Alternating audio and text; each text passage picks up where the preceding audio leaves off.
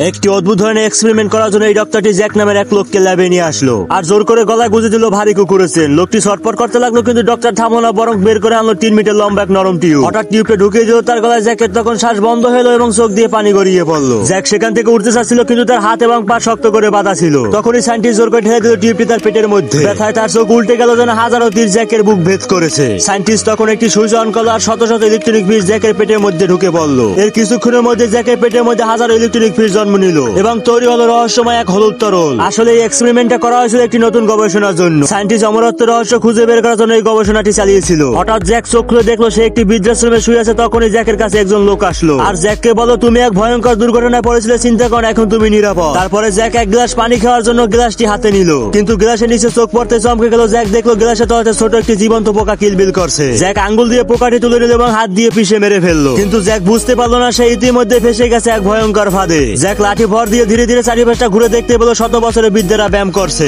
আবার দেখলো ঘন্টার পর ঘন্টা পানির মধ্যে কিছু মানুষ সাঁতার কাটছে আর মাছের মতো নিঃশ্বাস নিচ্ছে অক্সিজেন ছাড়াই। জ্যাক তখন একটি নার্সের কাছে গিয়ে বলল, এর এতক্ষণ শ্বাসটা নিয়ে কিভাবে বেঁচে আছে? নার্স ঠান্ডা গলায় উত্তর দিল, এই পানির মধ্যে অক্সিজেন আছে। জ্যাক হেসে নার্সকে বলো, তুমি কি আমাকে বোকা বানাচ্ছ? আর এটা বলে জ্যাক সেখান থেকে চলে গেল। জ্যাক কিছুদিন যেতে না যেতে টের পেল তার শরীর ভালো হওয়ার বদলে দিন দিন আরো ভয়াবহ হয়ে যাচ্ছে। হাসপাতালে একজন চিকিৎসকের সঙ্গে কয়েকটি কথা বলতে না বলতে নাক থেকে রক্ত বেরোতে শুরু করলো। হঠাৎ তার মাথা ঘোরাতে লাগলো আর অজ্ঞান হয়ে পড়ে গেল। তো বন্ধুরা, এই ভিডিওর পরের অংশ দেখতে কমেন্ট বক্সে পার্ট 2 লিখে দিন।